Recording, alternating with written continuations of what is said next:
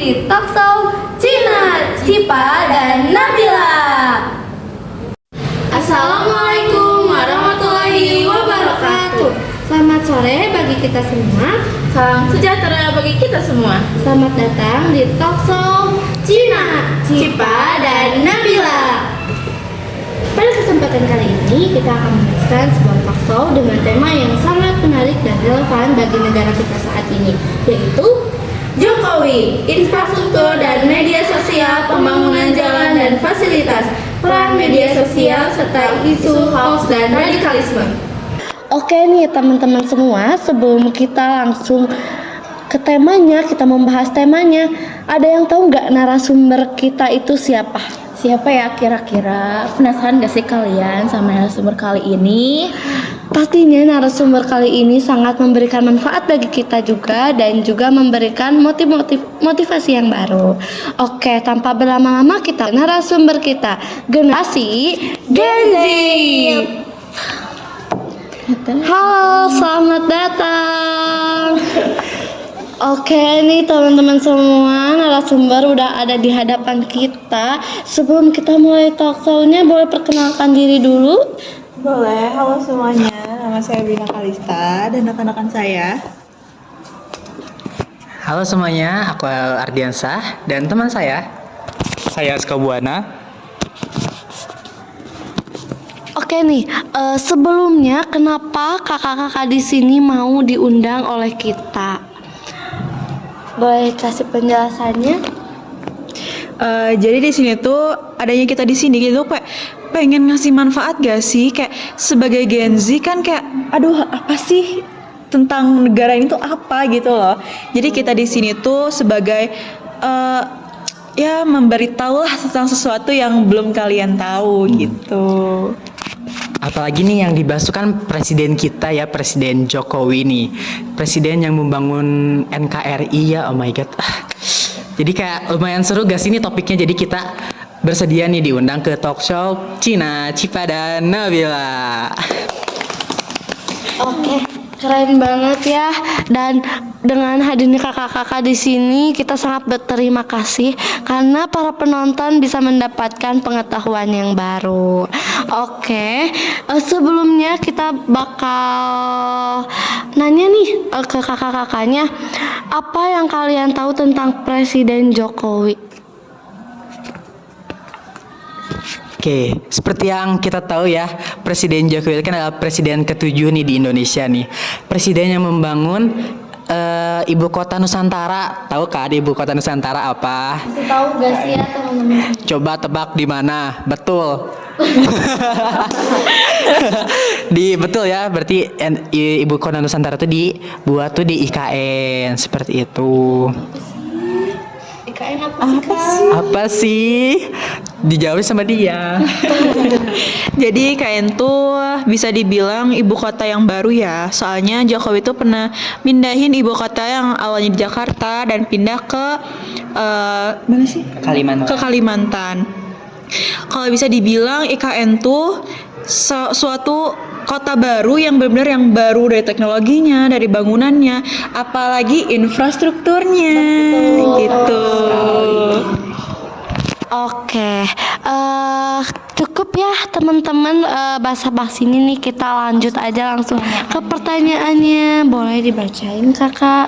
Yang pertama ya, bagaimana pembangunan infrastruktur pada era Presiden Jokowi dapat dipahami sebagai strategi pembangunan jangka panjang, bukan sekedar proyek fisik. Gimana menurut kalian tentang Gen Z gitu? Oke, pandangan Gen Z, oke. Jadi menurut saya pembangunan infrastruktur pada era Presiden Jokowi tidak hanya berfokus pada pembangunan fisik, tetapi juga strategi jangka panjang untuk fondasi memperkuat ekonomi. Infrastruktur berperan juga untuk membuka akses wilayah, menurunkan biaya logistik, meningkatkan daya saing, serta menciptakan pemerataan pembangunan antar daerah. Nah, jadi manfaat infrastruktur ini sebagai instrumen transformasi sosial dan ekonomi, gitu. Keren sekali. Wawasannya lumayan luas ya. Ini Gen Z tapi peduli gitu iya, ya sama peduli ini. banget sama negara kita ini. Karena di zaman sekarang tuh Gen Z itu udah kayak kurang banget ya tentang pengetahuan buat negara, tapi kalian hebat banget, dan mau untuk memberikan informasi. Oke, kita lanjut ke pertanyaan kedua ya. Sejauh mana pembangunan infrastruktur berpengaruh terhadap keadilan sosial dan pengurangan kesenjangan wilayah di Indonesia? Boleh yang mau jawab, kakak yang mana? Oke. Oke, jadi menurut aku ya tadi kan pertanyaan itu sejauh mana pembangunan infrastruktur berpengaruh terhadap keadilan sosial dan pengaruh kesenjangan wilayah di Indonesia. Nah, menurut aku tuh pembangunan infrastruktur tuh berkontribusi signifikan ya dalam mengurangi kesenjangan wilayah, terutama antara pusat dan daerah gitu ya. Terus dari akses jalan, pelabuhan, fasilitas memungkinkan daerah tertinggal terhubung menjadi pusat ekonomi. Nah, namun keberhasilannya tetap bergantung pada kebijakan lanjutan seperti peningkatan kualitas SDM dan pengelolaan ekonomi lokal. Seperti itu. Wow. Oke, bagus banget ya. Boleh dicerna nih baik-baik oleh teman-teman semua. Kita lanjut ke pertanyaan ketiga nih, Kak. Yang ketiga ya ini, dalam konteks pemerintahan Jokowi, bagaimana media sosial mengubah pola komunikasi antara negara dan masyarakat? Oke, kakak yang ujung boleh bantu jawab. Boleh. Saya jawab yang menurut saya, media sosial mengubah komunikasi negara dari yang bersifat satu arah menjadi dua arah. Pemerintah tidak hanya menyampaikan kebijakan, tetapi juga menerima umpan balik langsung dari masyarakat. Hal ini mendorong transparansi, praktisi publik dan akuntabilitas, meskipun juga menuntut kemampuan pemerintah dalam mengelola arus informasi yang sangat cepat. Seperti itu. Ini baru 3 pertanyaan ya teman-teman. Tapi sebelum kita ke pertanyaan selanjutnya nih, buat IKN itu kan banyak yang pro kontra ya terhadap pemindahan ibu kota.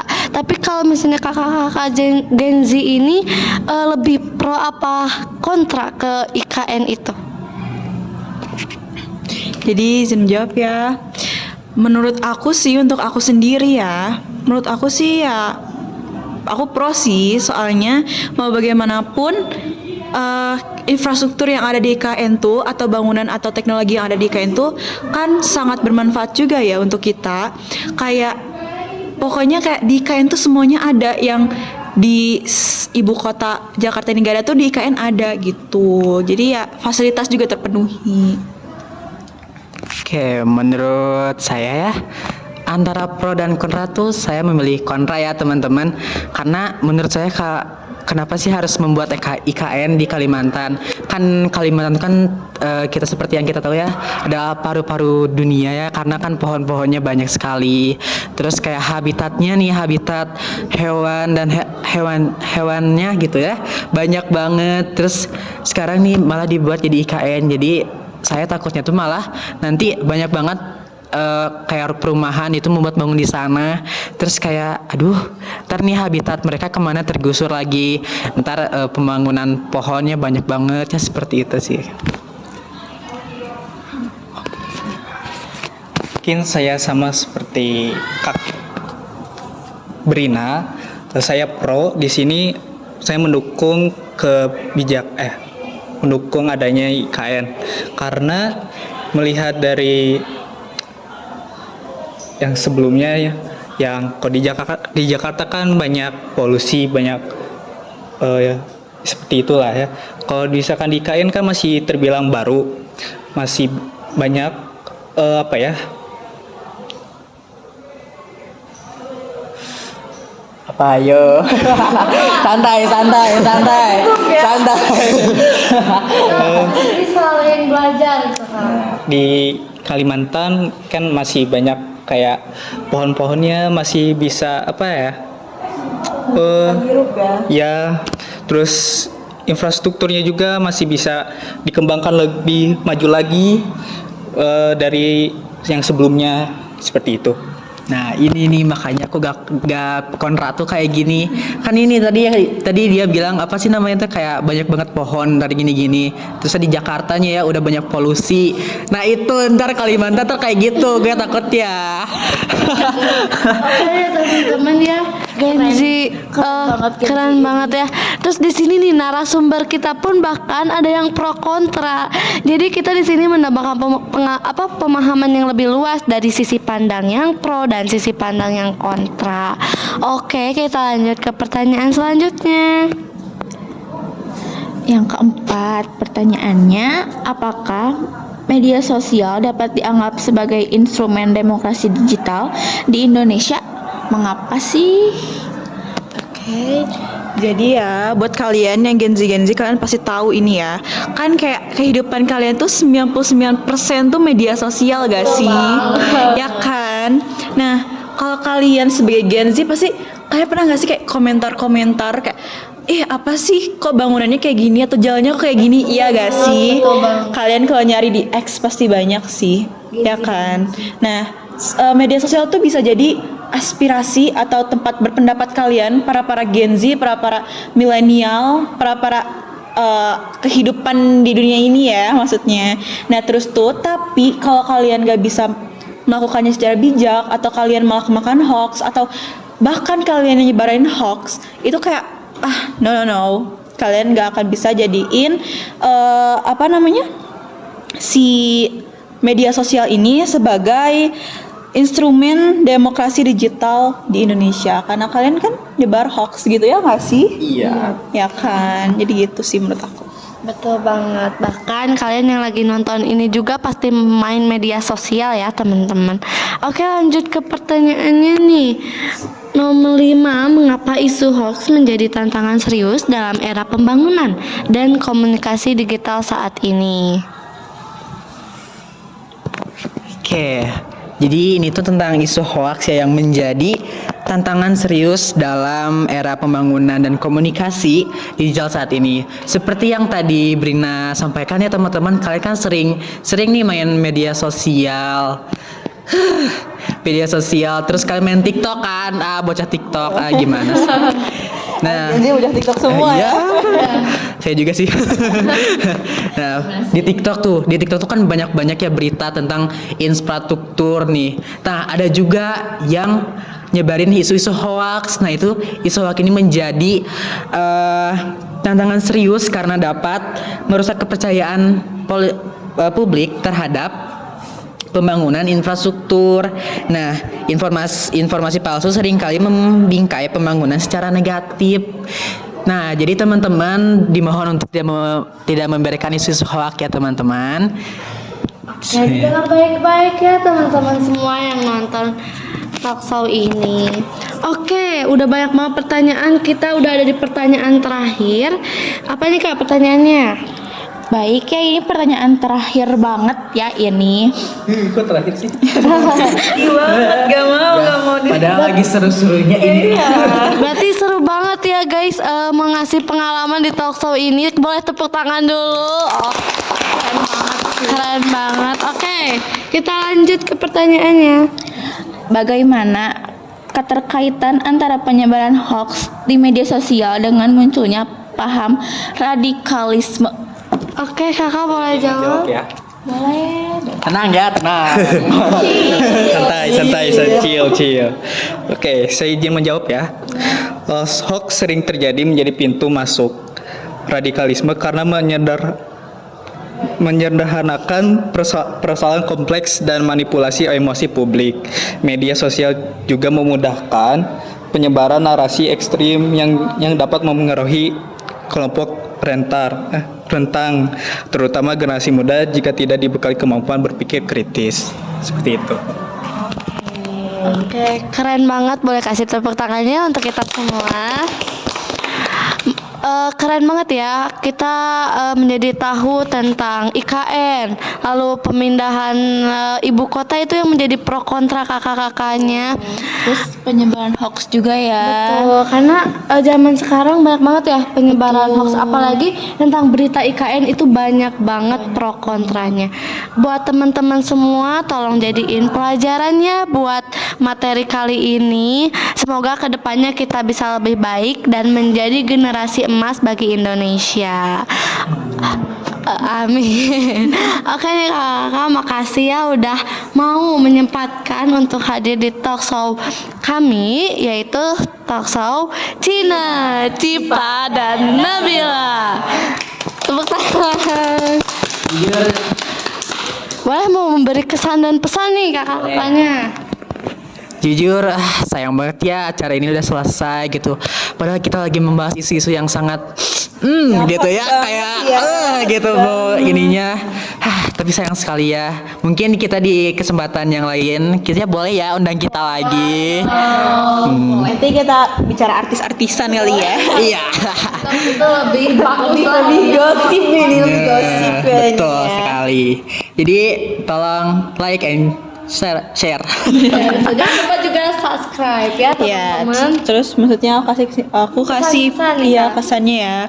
Jadi dari apa yang kita semua sampaikan, yang tadi Cipa dan Nabila sampaikan juga, apa yang kita sampaikan juga, inti dari kita tuh apa yang kita peroleh dari media sosial, apa yang kita cerna di media sosial tuh jadi perkembangan nanti bagaimana Indonesia tuh bakal maju gitu.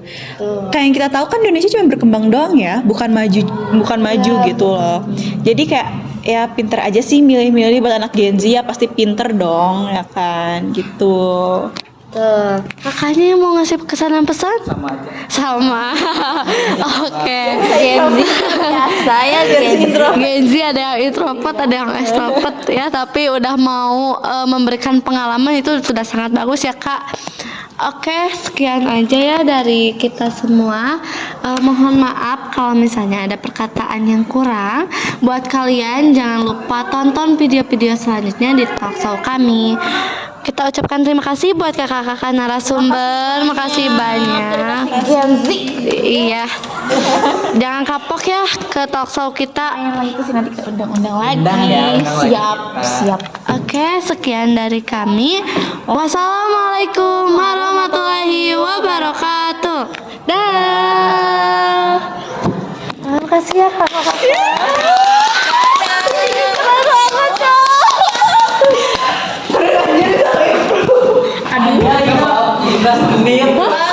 Bapak, 17 menit. itu belum disimpan. Beresin dulu dong.